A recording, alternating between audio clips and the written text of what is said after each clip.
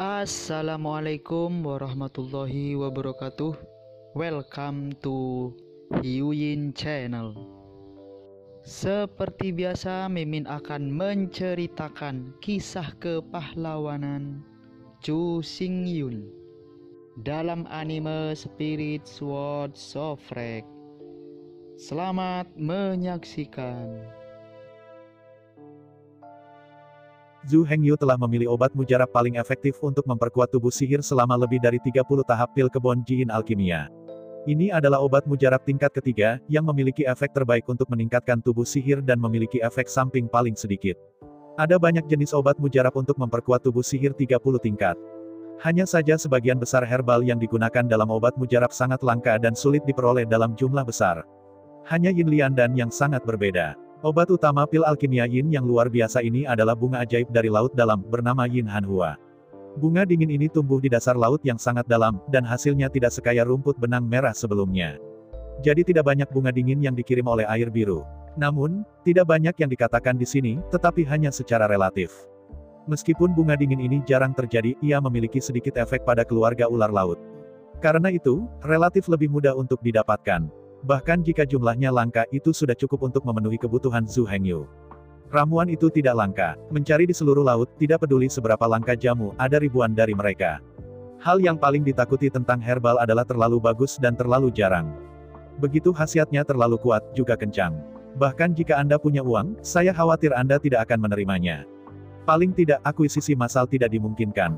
Jauh lebih sulit untuk memperbaiki eliksir tingkat ketiga daripada eliksir tingkat kedua. Jadi kali ini, meskipun hanya sejumlah kecil ekstrim Yin Refining Demon Pill diperlukan. Tapi Zhu Hengyu masih butuh sehari. Namun, ada baiknya menghabiskan hari itu. Seperti kata pepatah, rautan tidak memotong kayu secara tidak sengaja. Efek yang dihasilkan oleh pil setan Yin ini sudah cukup untuk menyamai waktu pemurnian Zhu Hengyu hari itu. Setelah pemurnian ini, tepat di malam hari, Zhu Hengyu memanggil semua personel inti dan datang ke ruang alkimia. Kali ini bahkan Zheng Xiaoyu datang. Ketika Zhu Hengyu terakhir keluar dari bea cukai, ia secara khusus meminta kepala desa tua untuk menjaga Zheng Xiaoyu agar tidak membiarkannya pergi melaut lagi. Jadi Zheng Xiaoyu akan ada di sini hari ini. Setelah Zhu Hengyu melirik semua orang, dia mengungkapkan pikirannya. Dia memutuskan untuk membiarkan semua orang mulai berlatih dan bersiap untuk melawan bencana lautan. Prakonstruksi kota setan surgawi semua dihentikan sebelumnya, dan Gao Pengyi dan Jian He, yang bertanggung jawab atas masalah ini, semua mulai mundur dan berlatih, berdampak pada bagian ke-30 dari tubuh iblis. Hal yang sama berlaku untuk Zheng Xiaoyu, yang membeli di luar negeri. Meskipun jumlah imigran tidak cukup, tapi itu tidak jauh lebih buruk. Sejak mengganti kapal kargo besar, jumlah orang yang dibawa kembali oleh Zheng Xiaoyu setiap hari telah meningkat banyak. Sekarang ada lebih dari 7.000 imigran di Pulau Iblis. 3.000 orang lagi akan dapat menyelesaikan tugas. Pada saat ini, bencana dari laut dimulai, tetapi masih ada lebih dari 2 bulan. Jadi imigrasi tidak lagi cemas. Adapun pembelian obat-obatan, bahkan lebih tidak perlu untuk mengelola Zheng Xiaoyu. Sisa orang telah bersama Zheng Xiaoyu begitu lama, dan mereka sudah cukup mahir dalam hal ini. Dan mereka tidak akan menghasilkan uang, apakah mereka masih akan menghabiskan uang? Karena dua alasan ini, Zhu Hengyu memutuskan untuk menarik Zheng Xiaoyu. Namun, imigrasi dan pengadaan tidak boleh berhenti, jadi Zhu Hengyu bermaksud untuk memilih 2 pemimpin di antara prajurit di bagian ke-30 dari tubuh iblis. Dengan cara ini, Zheng Xiaoyu dapat ditarik kembali, dan imigrasi dan pengadaan dapat dilanjutkan. Adapun kandidat untuk kedua pemimpin, Zhu Hengyu juga mengundang kepala desa tua untuk merekomendasikan para kandidat. Kepala desa tua secara alami memilih 2 talenta yang baik dengan sepenuh hati dan jiwanya. Untuk 2 orang ini, Zhu Hengyu maupun Zheng Xiaoyu tidak memiliki pendapat dan semuanya diselesaikan. Berikutnya adalah masalah penggalian nadi kristal es. Untuk ini, Zhu Hengyu juga agak kusut. Sekarang jika Six Demon of Heavenly Demon juga ditarik, maka tidak ada yang menonton penggalian biji. Jika mereka tidak ditarik, kekuatan tempur mereka tidak akan ditingkatkan dengan baik. Untuk ini, kepala desa tua berdiri dan mengajukan diri. Dia sendiri yang mengambil alih tugas penting menjaga Vena kristal es dan mempertahankan operasi desa Tenmon. Karena kepala desa tua saat ini adalah tubuh budidaya paragraf 41 dari tubuh sihir, di antara mereka posisi tertinggi dari tubuh sihir itu. Dan kepala desa tua adalah yang tertua di antara mereka. Menyaksikan orang-orang muda tumbuh subur, hati saya sangat bahagia. Terutama Tianji Liuji, yang tumbuh bersamanya di satu tangan sejak kecil. Di matanya, 6 orang ini seperti cucu. Dia secara alami sangat senang melihat cucu-cucunya didukung oleh atasan dan terus tumbuh. Karena itu, kepala desa tua sendiri bertanggung jawab atas semua hal di desa iblis. Biarkan saja mereka berlatih dengan tenang. Zhu Hengyu menatap kepala desa tua itu dengan dalam. Untuk pertama kalinya, dia benar-benar menyadari mengapa penduduk desa di desa Anping sangat mencintai kepala desa yang lama. Di bawah naungan Zhu Hengyu, semua orang membungkuk dalam-dalam kepada kepala desa tua untuk mengungkapkan rasa terima kasih dan rasa terima kasih mereka kepada kepala desa tua atas dedikasi tanpa pamrihnya. Sekarang masalah telah sepenuhnya diselesaikan, semua orang secara resmi memulai praktik retret. Kepala desa yang lama juga mengalami pusing. Untungnya, kepala desa tua memiliki latihan kultivasi dari 41 paragraf tubuh iblis. Kalau tidak, dia mungkin tidak bisa mengatasi energinya yang terbatas. Tapi sekarang tampaknya meskipun kepala desa tua sibuk dengan kematian setiap hari, dia juga senang. Setiap hari, segala macam hal di desa Tianmo dikumpulkan di sini. Mengetahui kemajuan segalanya, kepala desa tua itu sangat senang. Yang lain benar-benar tenggelam dalam budidaya tubuh sihir. Waktu berlalu, lebih dari 2 bulan telah berlalu dengan cepat. Selama sekitar 2 bulan terakhir, semua yang ada di desa Tianmo telah dilakukan dengan tertib di bawah kepemimpinan kepala desa yang lama. Jumlah imigran telah mencapai lebih dari 10.000. Selain itu, ada lebih dari 3.000 penduduk asli di pulau itu. Sekarang ada lebih dari 13.000 penduduk desa di seluruh pulau iblis. Untuk saat ini, pencapaian 30.000 prestasi perang Zhu Hengyu sudah merupakan hal yang biasa. Tapi untuk berjaga-jaga, kepala desa tua tidak mengendur. Aturlah para imigran itu untuk mengubah penggalian endapan kriolite secara bergiliran. Untuk memaksimalkan kemampuan menyembunyikan semua imigran di dalamnya. Adapun penyerahan dengan Chang Sui, meskipun itu tidak terlalu menyenangkan, itu tidak membuat kesalahan besar. Toh Zhu Hengyu menekankan penjelasannya, jadi masalah ini juga cukup lancar. Beberapa gesekan kecil selama periode itu, saya tidak perlu menyebutkannya. Di bawah naungan kepala desa lama, jalan desa Tianmo berjalan dengan tertib. Dan budidaya 500 orang itu tidak kendur. 500 pejuang mulai bergegas satu demi satu setengah bulan lalu. Sifat paling awal untuk meninggalkan perbatasan adalah Zheng Xiaoyu, Jian He dan Gao Pengyi. Meskipun tingkat setan sebelum mundur mereka hanya di awal 20-an. Tapi bakat mereka sangat tinggi. Jika bukan karena afinitas magis hampir nol, mereka tidak akan kehilangan domba ajaib Jianzong. Dan sekarang telah melewati segel Zhu Hengyu. Semuanya sudah kompatibel secara ajaib dengan Ningrat, yang membuat mereka lebih mudah untuk berlatih. Jadi meskipun level awalnya rendah, mereka adalah orang pertama yang meninggalkan perbatasan karena bakat mereka. Dan Zhu Xiaomei tidak perlu dikatakan. Awalnya, tingkat tubuh sihir sudah 26, dan terlalu sederhana untuk meningkatkan 4 dalam 2 bulan. Namun, kemurnian garis keturunan Zhu Xiaomei masih sedikit lebih buruk, sehingga kecepatan keluar dari bea cukai masih sehari lebih lambat daripada Zheng Xiaoyu, Jian He dan Gao Pengyi. Dengan keluarnya Zhu Xiaomei, semakin banyak tentara juga telah keluar. Pada akhirnya, hanya Zhu Hengyu dan Tianji Liuji yang masih ditutup. Orang-orang lainnya sudah keluar. Hasil akhir bukanlah yang diharapkan Zhu Hengyu. 500 prajurit dengan lebih dari 20 segmen tubuh kini telah mencapai tahap ke-30 tubuh. Dengan berlalunya waktu, Tianji Liuji juga melangkah keluar. Sekarang ke-6 orang ini telah mencapai bagian ke-33 dari tubuh sihir. Ini sudah cukup sulit. Anda tahu, mereka mulai berkultivasi dari tingkat 30 tubuh iblis. Setiap peningkatan 30 segmen setelah tubuh sihir membutuhkan energi sihir besar. Jadi mereka mampu naik ke 3 level berturut-turut dalam lebih dari 2 bulan, yang telah mengejutkan semua orang. Tetapi kebanyakan orang terkejut, bahkan terkejut, dan mereka milik Zhu Hengyu. Keluarnya Zhu Hengyu dari bea cukai terasa hambar, tanpa ada fluktuasi. Semua orang pada hari itu melakukan pertukaran pekerjaan harian di ruang konferensi seperti biasa. Dan Zhu Hengyu datang ke sisi semua orang dengan sangat pelan. Ketika Zhu Hengyu pertama kali memasuki pintu, tidak ada yang menemukan kedatangan Zhu Hengyu. Namun, 41 perbaikan kepala desa yang lebih tua tidak tercakup. Meskipun banyak orang di desa Demon Village telah sangat meningkat, tapi kepala desa tua masih orang dengan peringkat tertinggi di desa iblis.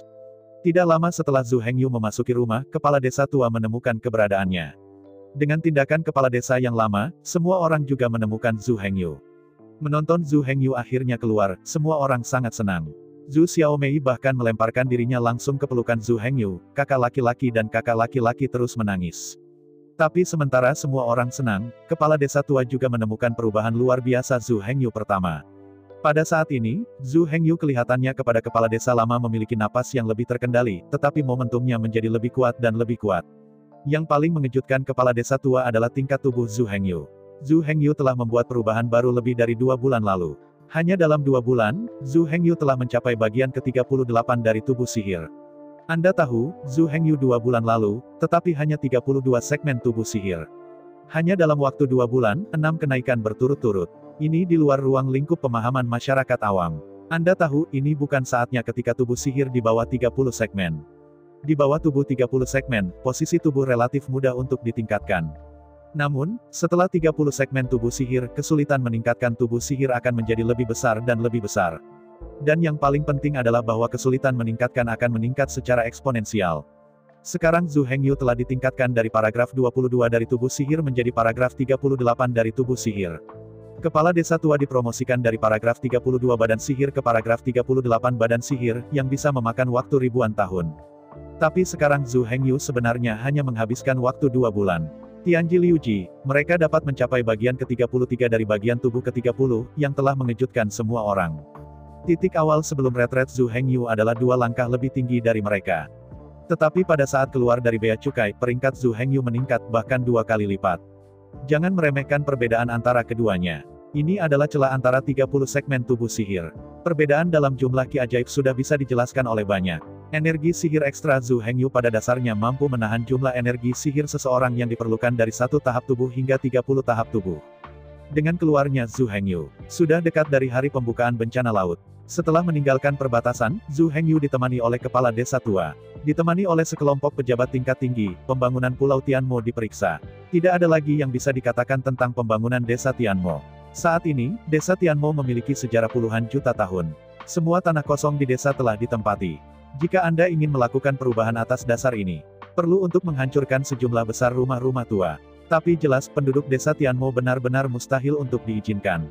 Memindahkan rumah leluhur mereka lebih menyakitkan daripada membunuh kepala mereka. Karena itu, situasi di desa Tianmo tidak banyak berubah. Namun, dalam lebih dari 2 bulan, pabrik pengolahan di desa Tianmo awalnya telah dibangun. Meskipun secara arsitektur, itu hanya bisa terbuka. Pada dasarnya, mereka dibersihkan dan dikemas di kedua sisi jalan. Namun dalam pelatihan pekerja dan kecakapan kerja, setiap orang telah membuat kemajuan besar. Jika dikatakan bahwa lebih dari 2 bulan lalu, semua pembersihan dan pengemasan yang diterima hanya pengemasan yang relatif kasar dan kasar. Sejauh ini hari ini, para pekerja telah membersihkan, mencuci, mengeringkan, dan mengemas semua jenis bahan obat. Tidak banyak yang bisa dikatakan tentang desa Tianmo. Namun di sisi lain, tambang kristal es berkembang sangat pesat. Awalnya, Zhu Hengyu berencana untuk membuka 10 pelabuhan tambang di Pulau Tianmo secara bersamaan. Dari 10 arah, gali biji kristal es secara bersamaan.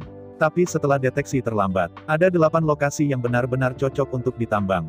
Timur, Barat, Selatan, Utara, Tenggara, Timur Laut, Barat Daya, dan Barat Laut berada di 8 tempat yang relatif tersembunyi. Kepala desa tua dan Zhu Hengyu memilih 8 lubang tambang secara bersamaan. Hingga kini, 8 tambang telah digali lebih dari 2 bulan. Orang dewasa dari lebih dari 8.000 imigran telah menetap di 8 tambang masing-masing. Imigran yang tersisa tua dan muda. Entah itu kehilangan kemampuannya untuk bekerja, atau belum memiliki kemampuan untuk menambang. Singkatnya, itu tua dan kecil. Dalam hati saya, Zheng Xiaoyu tidak menginginkan orang tua dan anak-anak ini. Tetapi waktu terbatas untuk dapat membuat 10.000 imigran sebelum bencana lautan. Orang tua dan muda ini hanya bisa meminta hidung mereka. Selama mereka pekerja keras, bahkan jika kemampuan untuk bekerja sudah lemah, mereka masih dapat memberikan kontribusi. Imigran tua dan cacat itu pada dasarnya dimasukkan ke pabrik pengolahan oleh kepala desa tua. Meskipun mereka tidak lagi dapat melakukan pekerjaan fisik yang kuat, tidak ada masalah dalam mencuci jamu, memetik tunggul dan daun pada jamu, dan membersihkan kebersihan desa. Meskipun dibandingkan dengan penduduk asli desa Tianmo, kemampuan mereka untuk bekerja relatif rendah. Tetapi orang-orang miskin ini, yang dapat mati kapan saja di jalanan, menghargai kehidupan yang dimenangkan sekarang. Setiap hari, mereka bisa mendapat banyak gaji. Dengan gaji, mereka bisa makan cukup dan berpakaian hangat. Dengan uang, mereka dapat merawat anak dan cucu mereka, dan bahkan memberi mereka pendidikan yang baik. Meskipun kemampuan kerja mereka lemah, mereka lebih keras daripada semua orang dalam sikap mereka dan menghargai semua yang mereka miliki sekarang. Di bawah pengaruh para imigran tua ini, suasana pabrik pemrosesan terbuka di desa Tianmo sungguh menakjubkan. Fakta telah membuktikan bahwa para imigran cacat tua ini tidak kalah dengan penduduk desa Tianmo yang sehat, kuat, dan kuat. Meskipun kemampuan kerja mereka lebih lemah, mereka telah menebus semuanya dengan sikap positif dan antusiasme untuk kerja keras. Dan yang paling penting, para imigran cacat tua ini sangat memahami siapa yang memberi mereka semua ini. Di jantung imigran cacat tua ini, mereka bahkan lebih berterima kasih kepada tim setan dan Zhu Hengyu. Jika ada yang berani berbicara di depan mereka, itu akan buruk untuk mengatakan tim iblis. Segera akan diserang oleh para imigran ini. Meskipun tubuh mereka bukan lawan dari penduduk desa Tianmo. Tetapi bahkan jika mereka dipukuli dengan darah di wajah mereka, bahkan jika mereka dipukuli dengan tulang dan tulang, mereka tidak akan pernah menyusut kembali atau meminta belas kasihan. Bagi para imigran cacat tua ini, mereka tidak punya beberapa hari untuk hidup dan bisa mati kapan saja. Karena itu, untuk meninggalkan langit biru bagi anak dan cucu mereka, mereka sama sekali tidak berarti hidup mereka. Jika perlu, mereka bersedia memuliakan tim surgawi. Mereka rela mati secara heroik demi martabat Zhu Hengyu. Menghadapi perlawanan keras para imigran. Pada awalnya, kepala desa tua mendengar kata-kata penduduk desa. Saya pikir orang-orang ini melakukan hal-hal di desa. Namun, meskipun kepala desa tua sudah tua, dia tidak bingung. Meskipun ada kalanya dia bias mendengarkan, dia pasti akan melakukan kunjungan mendadak untuk mengkonfirmasi kebenaran. Lagi pula, kepala desa yang lama berada di bawah Zhu Hengyu, orang ketiga di seluruh Pulau Iblis. Seluruh Pulau Setan sekarang menjadi milik pribadi Zhu Hengyu. Di antara mereka, sebagai kapten tim setan, Zhu Hengyu secara alami mendominasi di sini. Di bawah Zhu Hengyu, ada satu kiri dan satu kanan, dua humerus besar. Di antara mereka, Zheng Xiaoyu ada di luar, dan kepala desa tua ada di dalam. Oleh karena itu, Zheng Xiaoyu berada di peringkat di bawah Zhu Hengyu dan merupakan karakter nomor 2 dari desa Tianmo. Kepala desa tua, yang berada di bawah peringkat Zheng Xiaoyu, adalah figur nomor 3 di desa Tianmo. Peringkat desa iblis hari ini sangat serius. Ketika Zhu Hengyu ada di sana, semuanya mematuhi Zhu Hengyu. Ketika Zhu Hengyu sedang pergi, Zheng Xiaoyu memiliki keputusan akhir. Jika Zhu Hengyu dan Zheng Xiaoyu tidak ada, kepala desa tua akan maju untuk memimpin seluruh situasi. Urutan ini tidak dapat dikacaukan dengan cara apapun. Kalau tidak, Tuhan akan menderita jika dia tidak membedakan. Hari ini, Zhu Hengyu bertanggung jawab atas kekuatan militer. Zheng Xiaoyu fokus pada perdagangan luar negeri. Kepala desa tua berfokus pada pembangunan pulau. Ketiga lelaki itu melakukan tugas masing-masing dan bekerja sama dengan tak tertandingi. Karena itu, kepala desa tua sangat menghargai kepercayaan Zhu Hengyu. Dalam beberapa bulan terakhir, kepala desa tua telah berada di es tipis. Segala sesuatu di pulau itu bisa digambarkan sebagai kehati-hatian. Setelah penyelidikan rahasia oleh kepala desa lama, kebenaran masalah dengan cepat muncul. Inilah yang terjadi di dunia ini. Di setiap desa, akan ada beberapa orang pemalas yang mencuri dan menyelinap. Di setiap desa, ada seorang pria yang berbahaya dan licik, tetapi juga sangat bersemangat untuk kekuasaan. Karena itu, meski hanya sedikit, tapi kenyataannya, memang ada banyak orang di desa Tianmo, mereka tidak kedinginan untuk Zhu Hengyu dan bahkan memusuhi Zhu Hengyu. Di bawah penyelidikan rahasia, kepala desa tua dengan cepat mengumpulkan cukup bukti. Penduduk desa Tianmo menurun di depan umum, dan bahkan menghina tim Tianmo, bahkan Zhu Hengyu. Bahkan, ada sekelompok kecil orang tidak bermoral yang bahkan bersatu untuk mencoba mengipasi penduduk desa dan membiarkan penduduk desa bertarung melawan tim iblis dan Zhu Hengyu. Dalam kata-kata mereka, semua yang ada di sini adalah milik mereka selama beberapa generasi. Desa ini didirikan oleh nenek moyang mereka. Bangunan-bangunan di sini dibangun oleh leluhur mereka. Hei Zhu Hengyu, mengapa dia harus mengklasifikasikan semua ini sebagai milik pribadi? Selain itu, Zhu Hengyu menghasilkan banyak uang dari bisnis ramuan ini. Batu-batu ajaib yang diangkut keluar masuk setiap hari bisa digambarkan sebagai tumpukan gunung. Tetapi berapa banyak potongan yang dibagikan kepada penduduk desa? Semua orang kelelahan, tetapi Zhu Hengyu mengambil kepala besar itu. Mengapa? Rumor serupa, meski tidak menyebar ke seluruh desa. Namun yang jelas, pernyataan ini telah meninggalkan jejak di hati penduduk desa. Menghadapi hal ini, kepala desa tua itu tidak bisa menahan kepanikan. Anda tahu, karena penduduk desa menolak untuk menghancurkan rumah leluhur, Zhu Hengyu sudah memiliki banyak pendapat tentang mereka. Saat ini, puluhan ribu imigran di Pulau Setan mengatakan mereka bermigrasi untuk mendapatkan jasa militer. Tetapi pada kenyataannya, mengapa tidak mencoba menggantikan penduduk desa di desa Tianmo, tetapi penyergapan di muka? Seperti pepatah lama, mereka yang menjadi peristiwa besar harus memiliki atmosfer dan keberanian yang besar. Setelah resistensi semacam ini meningkat dari hari ke hari, suatu hari Zhu Hengyu benar-benar marah. Nah, pikirkan tentang kepala desa lama. Hanya sesaat ada keringat dingin. Setelah pemikiran ini dibiarkan tumbuh secara sewenang-wenang, itu menyebar secara sewenang-wenang. Belum lagi apa yang dipikirkan Zhu Hengyu dan bagaimana melakukannya. Bahkan jika Zhu Hengyu tidak peduli, para pengikutnya tidak akan pernah duduk diam. Belum lagi yang lain, ambil saja Zheng Xiaoyu sebagai contoh. Dia tidak akan pernah duduk diam. Dalam bencana lautan yang akan datang, Zheng Xiaoyu hanya bisa menjadi bencana dengan sedikit usaha. Pemimpin bersatu keluarga ular di Shanghai. Zheng Xiaoyu pasti memiliki kemampuan untuk menggunakan bencana samudera untuk memusnahkan desa Tianmo, desa Anping yang asli. Tidak hanya desa Anping, tetapi semua penduduk desa di desa Anping akan sepenuhnya dimusnahkan. Pada saat itu, mereka akan dapat meratakan seluruh pulau iblis dan benar-benar membagi seluruh pulau di bawah perintah Zhu Hengyu. Menjadi milik pribadi mutlak Zhu Hengyu. Selain itu, yang paling mengejutkan kepala desa tua adalah memikirkan di mana Anda berada. Dia adalah Zhu Hengyu, apa yang akan dia lakukan dalam menghadapi segalanya sekarang? Tak perlu ragu, untuk kepala desa tua, dia lebih baik membunuh tanpa sengaja daripada membiarkannya pergi. Anda tahu alasan mengapa kepala desa tua dapat mengendalikan desa Tianmo selama ribuan tahun bukanlah sepenuhnya tanpa pamrih. Tanpa sarana dan keberanian, saya tidak tahu bahwa ribuan tahun yang lalu, dia telah dihancurkan oleh para pesaing. Selama ribuan tahun terakhir, berbagai ambisi dan kepala desa lama telah melihat lebih banyak. Jumlah lawan yang dia bunuh dengan tangannya sendiri tidak bisa dihitung. Tahta wali kota desa lama juga terdiri dari tulang belulang musuh yang tak terhitung jumlahnya. Jika ini masalahnya, kepala desa yang lama mungkin tidak terlalu cemas. Yang disebut, tanpa tukang daging Zhang, apakah Anda masih bisa makan babi dengan rambut? Tanpa Zhu Hengyu, mungkin ada Zhang Hengyu dan Li Hengyu yang muncul, yang tidak penting. Tapi sekarang, untuk kepala desa tua, dan seluruh desa iblis. Ini benar-benar tidak seperti ini. Zhu Hengyu adalah satu-satunya Zhu Hengyu di dunia.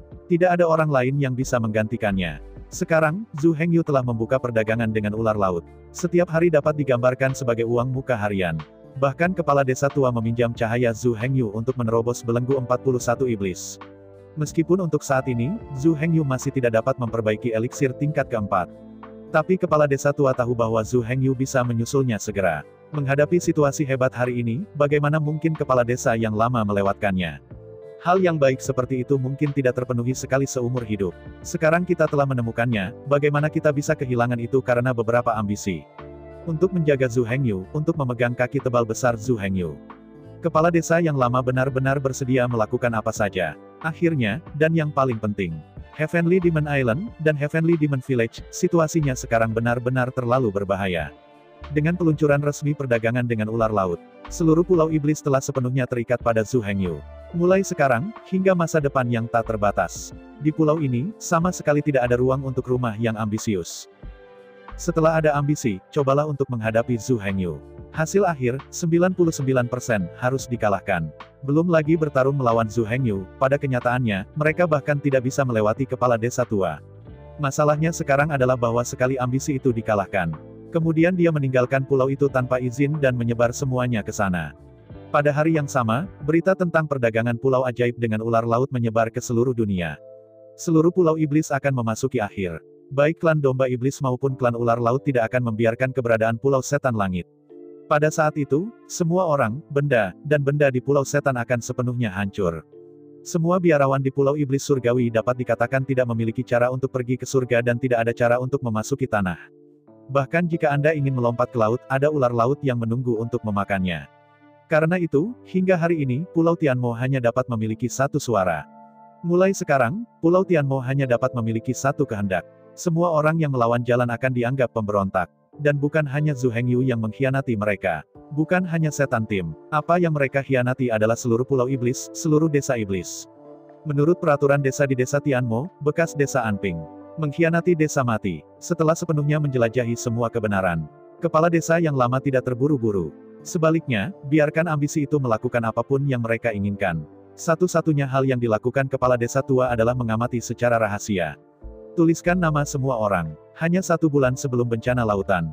Di malam hujan, kepala desa tua akhirnya mulai. Semalam, di desa setan, semua ambisi tertangkap. Semalam, kepala desa tua memotong 372 orang.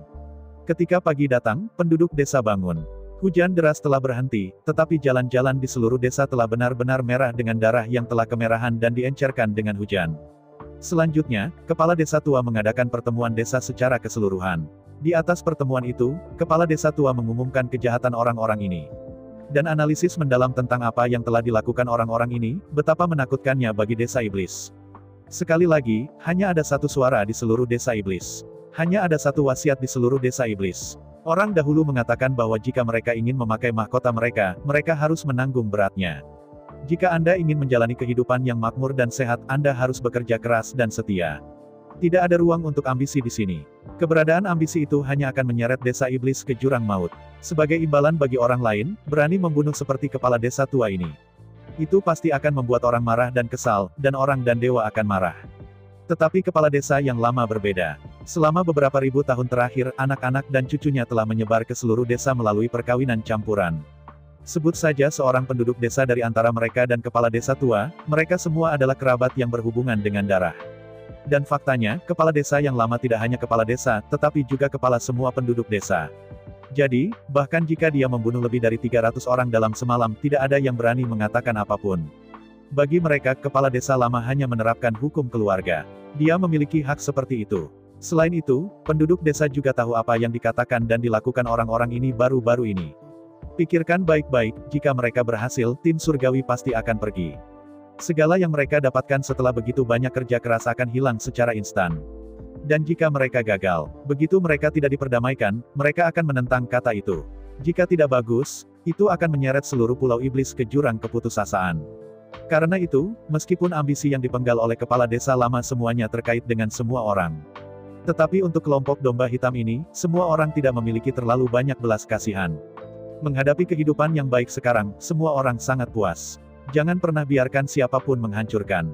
Pada bulan berikutnya, kepala desa tua memanggil semua orang saat matahari terbenam setiap hari dan mengadakan pertemuan desa. Zhu Hengyu bertanggung jawab atas militer. Zheng Xiaoyu fokus pada perdagangan luar negeri. Kepala desa tua itu memahami pembangunan Pulau Tianmo. Tetapi tidak ada yang secara khusus bertanggung jawab atas pendidikan ideologis Pulau Tianmo. Dalam keputusasaan, kepala desa tua harus mengambil pekerjaan sementara. Di masa lalu, kepala desa tua selalu memperkuat identitasnya. Baik identitas kepala desa dan identitas kepala desa telah diakui oleh semua penduduk desa. Tapi kepala desa tua tahu bahwa mulai sekarang, dia tidak lagi pemimpin spiritual Pulau Tianmo. Dia harus secara bertahap mentransfer posisi inti ini ke Zhu Hengyu. Jika tidak, begitu Zhu Hengyu dingin, semuanya akan hilang. Sebelum perubahan, kepala desa yang lama mungkin tidak mau menyerahkan segalanya di tangannya. Tapi karena aku mendapat ampas merah Zhu Hengyu, setelah menembus belenggu dari tubuh iblis tingkat 41. Kepala desa tua meletakkan semuanya dalam sekejap. Zhu Hengyu dengan santai memberinya beberapa ampas. Dia membantunya menembus belenggu selama ribuan tahun. Suatu saat di masa depan Zhu Hengyu Fei Huang Tengda. Lalu selama dia tepat di sebelah Zhu Hengyu. Apakah sumber daya yang diterimanya dan manfaat yang diperolehnya lebih sedikit? Tanpa Zhu Hengyu, hidupnya tidak lebih dari seorang kepala desa. Tapi mengikuti Zhu Hengyu, manfaat yang terlihat di depannya sudah menjadi aset yang tangguh. Dan setelah bencana lautan, seperti yang diharapkan, setelah kota iblis dibangun, kepala desa tua pasti akan berfungsi sebagai wakil pemilik kota. Kepala desa tua sangat memahami bahwa dia dan Zhu Hengyu telah berbagi kehormatan dan rasa malu. Setelah lebih dari 1 bulan pendidikan ideologis dari kepala desa yang lama, ketika Zhu Hengyu dan rombongannya menerobos, seluruh desa iblis telah mengubah penampilannya. Setelah lebih dari sebulan bimbingan dan penjelasan dari kepala desa yang lama, semua orang mengerti kehebatan Zhu Hengyu. Selama Anda mengikutinya, semua orang akan menjadi 1 juta, bahkan 1 juta, seorang miliarder. Meskipun kekayaan di sini jelas merupakan unit dari batu ajaib tingkat rendah. Namun meski begitu, itu sudah cukup untuk membuat semua orang gila. Menurut penilaian kepala desa tua dan perhitungan semua orang, ikuti saja Zhu Hengyu dan peluk pahanya. Jadi ratusan ribu tahun kemudian, deposit setiap rumah tangga di sini mungkin akan mencapai atau bahkan melebihi 10.000 batu ajaib superior. Jangan pikir ini berlebihan. Selama semua orang bekerja keras dan rajin dan baik hati, Anda dapat menghasilkan banyak uang. Jika Anda mengerti bahwa akun itu ada di sana, Anda dapat menghitungnya sendiri jika Anda tidak percaya. Apalagi ini bukan hanya masalah uang. Dengan 500 biksu dari 20 segmen pertempuran, mereka semua keluar satu demi satu. Zhu Hengyu menggunakan fakta untuk membuktikan kepada semua orang. Ikuti saja dia dan setia padanya. Akan ada uang, tetapi juga kekuatan. Dengan uang dan kekuatan akankah ada lebih sedikit identitas dan status? Karena itu, ketika Zhu Hengyu dan semua anggota menerobos, ketika mulai memeriksa pembangunan di Pulau Setan, semua penduduk desa telah mengubah tampilan lama mereka. Sepanjang jalan, penduduk desa menyambut hangat Zhu Hengyu dan anggota klan Tianmo. Mata semua orang menatap mata Zhu Hengyu, dan mereka semua bersinar dengan cahaya yang sangat fanatik. Pada hari ini, Pulau Ajaib tidak dapat melakukannya tanpa Zhu Hengyu. Suara Zhu Hengyu adalah suara Pulau Setan. Kehendak Zhu Hengyu adalah kehendak Pulau Tianmo. Semua orang, benda, dan benda yang bertentangan dengannya tidak memiliki ruang untuk akomodasi. Chang Sui sedang bersiap untuk memulai perluasan pavilion Chang Sui setelah bencana samudera ini. Bencana samudera akan segera datang, dan Chang Sui pasti tidak akan memperluas pavilion Chang Sui saat ini. Setelah bencana lautan berlalu, Chang Sui akan membuka pavilion Chang Sui setidaknya di kota Suiming, yang merupakan yang terdekat dengan kota Suihua. Namun, situasi spesifik Chang Sui akan ditentukan setelah bencana lautan. Chang Sui pasti tidak dapat membuka toko di kota lain, jadi kita harus melihat apakah Zhu Hengyu dapat menyerahkan Simon dan Xie Yu kali ini. Jika keduanya dapat menyerah, Chang Sui dapat membuka setidaknya 2 pavilion Chang Sui lagi. Bahkan setelah menunggu beberapa hari, arus personel pavilion Chang Sui di kota Suihua menjadi kurang. Dia juga dapat memberikan pavilion Chang Sui ini di kota Suihua langsung ke 2 pelayan, dan kemudian dia akan pergi ke kota lain dan membuka pavilion Chang Sui lainnya. Namun, saat ini masih kata-kata. Semuanya harus menunggu sampai setelah bencana lautan, melihat apakah Zhu Hengyu dapat menyerah beberapa orang. Zhu Hengyu tidak memiliki pendapat tentang pengaturan Chang Sui. Akhirnya, Chang Sui agak tersesat dan mengatakan kepada Zhu Hengyu bahwa dia masih belum mengumpulkan bahkan buah roh sihir selama lebih dari 2 bulan. Mengenai hal ini, Zhu Hengyu tidak peduli, dan hanya mengatakan tidak ada. Zhu Hengyu masih berjanji pada Chang Sui, selama dia dipromosikan ke bagian ke-40 dari tubuh iblis, hal pertama adalah menyaring Longdan untuknya. Namun demikian, air biru masih memiliki rasa bersalah, dan dia memutuskan untuk meningkatkan upaya pencariannya setelah bencana samudera berlalu. Zhu Hengyu sekarang lebih peduli tentang situasi bencana lautan. Hanya beberapa hari yang lalu, Komandan Sisnake akhirnya membuka pertemuan sebelum perang. Komandan Ular Laut memberitahu semua pengaturan kepada Komandan Ular Laut. Semua penyebaran strategis klan Ular Laut sama dengan yang dikatakan Chang Sui sebelumnya. Kali ini, pulau penyerang utama Ular Laut adalah Pulau Xiaoyang. 3 komandan ular laut yang menyerang Pulau Anping juga menjadi Chang Sui, Hai San, dan Xie Yu sesuai dengan gagasan Zhu Hengyu. Chang Sui juga tahu waktu serangan spesifik ular laut yang 3 hari kemudian. Setelah 3 hari, si Serpent akan memulai ofensif skala penuh. Dengan kata lain, setelah 3 hari, bencana samudera akan benar-benar datang. Informasi ini sangat penting. Setelah mendengarkan semua laporan dari Chang Sui, Zhu Hengyu didorong lagi, dan kemudian membiarkan Chang Sui kembali. Melihat air biru yang perlahan menghilang ke laut, Zhu Hengyu jatuh ke dalam perenungan. 3 hari untuk mengatakan apakah itu panjang atau tidak. Terlalu singkat untuk berlatih, tetapi terlalu lama untuk menunggu. Namun, 3 hari ini tidak bisa sia-sia, dan akhirnya Zhu Hengyu memutuskan untuk pergi ke Pulau Xiaoyang untuk melihat situasinya. Meskipun dia telah mengirim orang ke Pulau Xiaoyang untuk memberitahu Si Yue dan Zhu Dachang sebelumnya, dia masih tidak nyaman, jadi Zhu Hengyu memutuskan untuk pergi ke Pulau Xiaoyang sendiri. Setelah menghapus ini dan menjelaskan sesuatu dengan Si Yue Zhu Dachang, ia juga harus melihat secara rinci topografi Pulau Xiaoyang untuk mempersiapkan dukungan. Memikirkan hal ini, Zhu Hengyu tidak lagi tertunda, setelah semua, hanya 3 hari lagi, dan Pulau Tianmo juga agak jauh dari Pulau Xiaoyang. Kemudian Zhu Hengyu datang untuk memanggil Kepala Desa Tua dan Zheng Xiaoyu ke kediamannya. Kepala Desa Tua dan Zheng Xiaoyu mendengar bahwa bencana laut akan mulai 3 hari kemudian, dan mereka pasti gugup. Alasan kegugupan Zheng Xiaoyu sederhana, ini adalah pertama kalinya dia menghadapi bencana lautan. Kepala desa yang lama telah mengalami bencana lautan selama bertahun-tahun, dan seharusnya tidak begitu gugup, tetapi kali ini kepala desa yang lama menjadi tidak normal dan menjadi sedikit gugup. Namun, ketegangan kepala desa lama berbeda dengan Zheng Xiaoyu, kepala desa tua itu cemas tentang lebih dari 10.000 imigran. Para imigran ini sangat penting. Tanpa para imigran ini, Zhu Hengyu mungkin tidak dapat benar-benar menduduki Pulau Tianmo. Jika ini terjadi, desa Tianmo dan bahkan seluruh Pulau Tianmo akan ditinggalkan, tetapi ini adalah desa tua. Tidak bisa diterima. Pada saat yang sama, masih ada jejak antisipasi di hati kepala desa lama. Seperti kata pepatah, kepala desa lamanya tidak pernah berperang sekaya ini. Sebanyak 600 prajurit dari 30 segmen tubuh sihir, ditambah Zheng Xiaoyu, Jian He dan Gao Pengyi, 3 dari mereka dengan kekuatan tempur yang sangat tinggi. Yang paling penting adalah Zhu Xiaomei ada di sini, dan energi sihirnya dapat direkonsiliasi, tetapi para prajurit ini selalu dapat mempertahankan kekuatan tempur terkuat. Dan semakin lama bencana laut ini berlangsung, semakin banyak peran Zhu Xiaomei yang bisa diperlihatkan. Mengesampingkan ini, ada orang seperti itu yang melawan langit seperti Zhu Hengyu, dan terlalu muda untuk menjaga desa iblis. Bahkan ketika kepala desa tua mendengar bahwa hanya 3 ular laut yang diperintahkan untuk menyerang desa Tianmo, dia merasa sedikit kurang. Tapi kepala desa tua itu tidak bodoh, dia hanya memikirkannya. Dia pasti tidak mau mengirim lebih banyak komandan ular laut untuk menyerang. Lagi pula, bahkan jika Anda menambahkan komandan ular laut lain, itu juga berarti Anda harus menambah jumlah udang dan kepiting. Jika ini masalahnya, kerusakan pada penduduk desa pasti akan meningkat, yang bukan apa yang ingin dilihat kepala desa tua. Oleh karena itu, meskipun kepala desa tua menantikan berapa banyak kekuatan yang dapat dihasilkan oleh 600 monster dan 30 segmen pejuang ini. Tapi dia juga tahu apa yang sedang terjadi sekarang, jadi kepala desa yang lama benar-benar tidak ingin ular laut menyerang desa Tianmo. Zhu Hengyu tidak pernah mengabaikan pikiran mereka berdua, dan dengan tenang menjelaskan semua persiapan sebelum perang kepada mereka berdua. Setelah mendengarkan kepala desa tua dan Zheng Xiaoyu, tanpa komentar, mereka mengatakan akan mengatur sesuai dengan rencana Zhu Hengyu. Setelah mengatur semuanya di Pulau Tianmo dan desa Tianmo, Zhu Hengyu tidak lagi menunda. Langsung biarkan Zheng Xiaoyu menemukan selusin anggota kru. Zheng Xiaoyu tidak penasaran, dan tidak menanyakan alasannya, dia langsung mendapatkan Zhu Hengyu 20 anggota awak yang dia pikir adalah yang terbaik.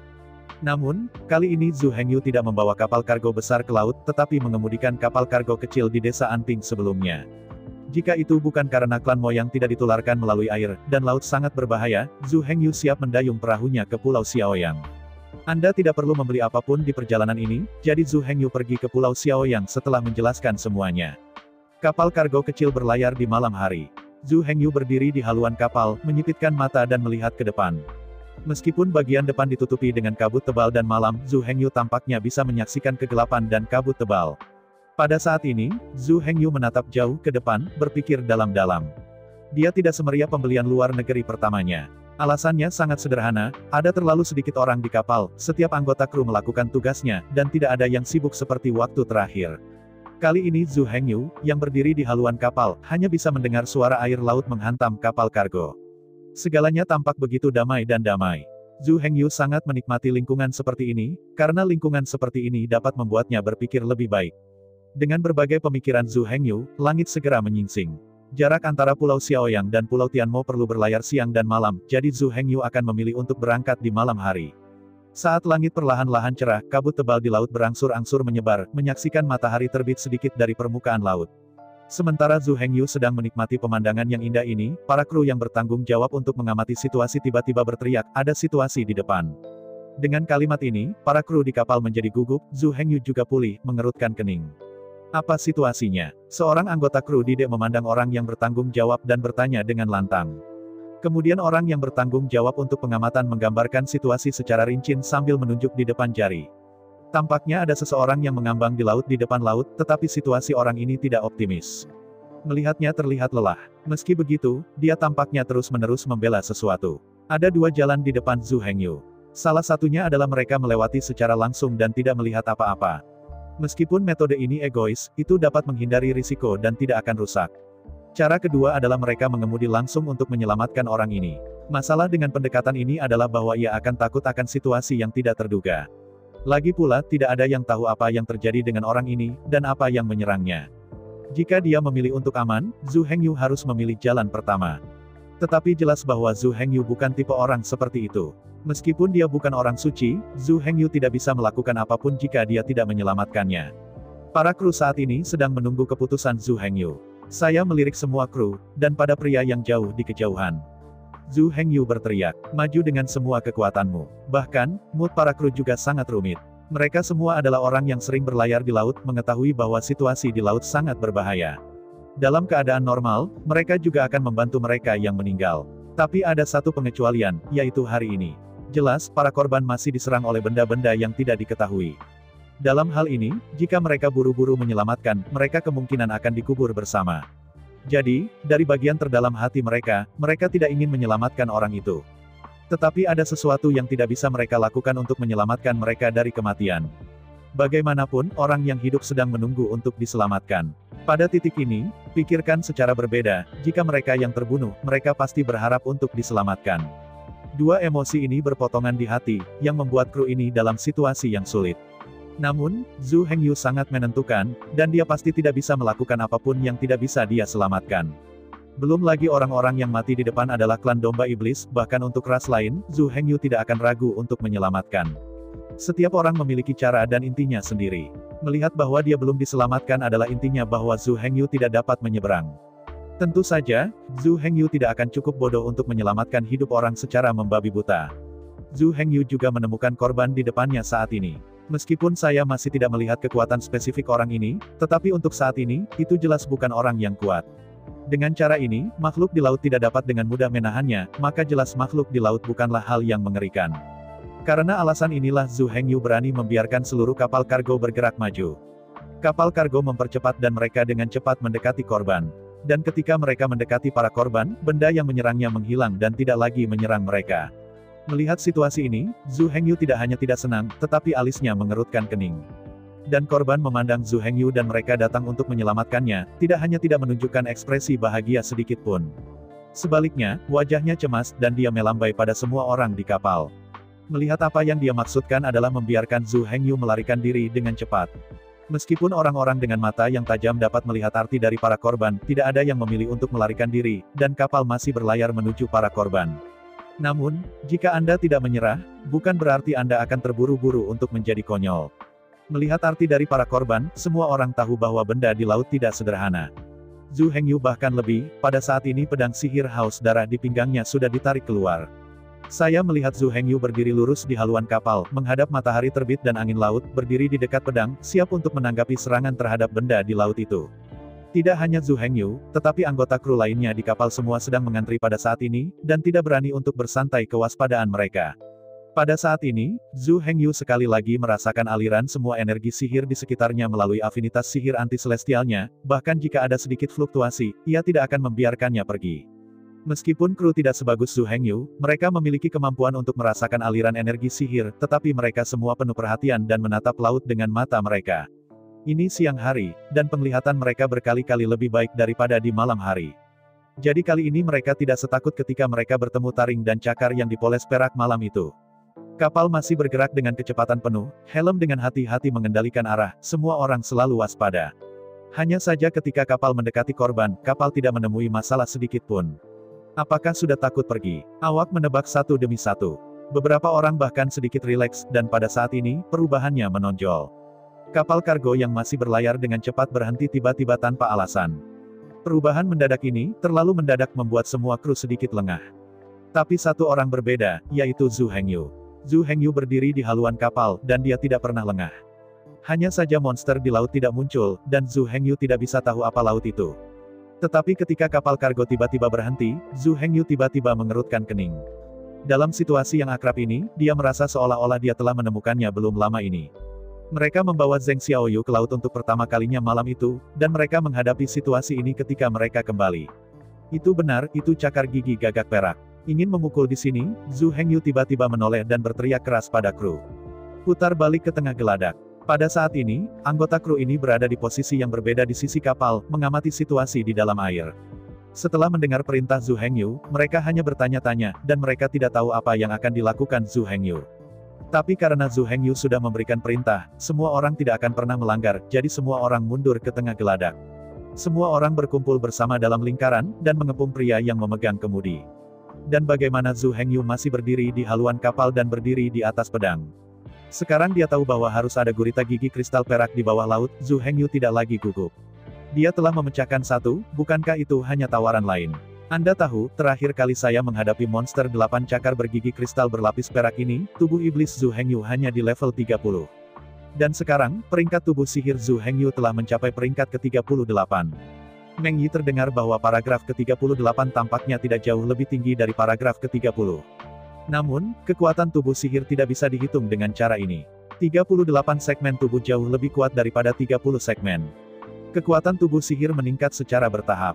Sepotong tubuh sihir dipromosikan menjadi 2 potong tubuh sihir, dan peningkatannya sebenarnya sangat kecil. Namun, ketika tubuh sihir 10 tingkat dipromosikan ke tubuh sihir 20 tingkat, peningkatannya jauh lebih besar. Secara khusus, dari periode tubuh sihir hingga 10 periode tubuh sihir, kekuatan setiap periode peningkatan adalah 10. Dari 10 keping tubuh sihir hingga 20 keping tubuh sihir, kekuatan setiap keping tubuh sihir adalah 20. Dan seterusnya. 30 segmen tubuh sihir, hingga 40 segmen tubuh sihir, kekuatan setiap segmen benteng adalah 40. Kekuatan tubuh sihir di sini bukan hanya pertahanan. Juga termasuk kekuatan, kelincahan, vitalitas, dan kualitas komprehensif lainnya. Oleh karena itu, tubuh 30 segmen benar-benar terlalu besar dibandingkan dengan tubuh yang ke-38. Setan 30 segmen Zhu Hengyu dapat mengalahkan lawannya. Jika Anda cocok sekarang, maka tidak ada masalah. Saya ucapkan banyak terima kasih kepada teman-teman yang telah menonton video yang saya tampilkan. Untuk video selanjutnya bisa standby di channel ini. Terima kasih.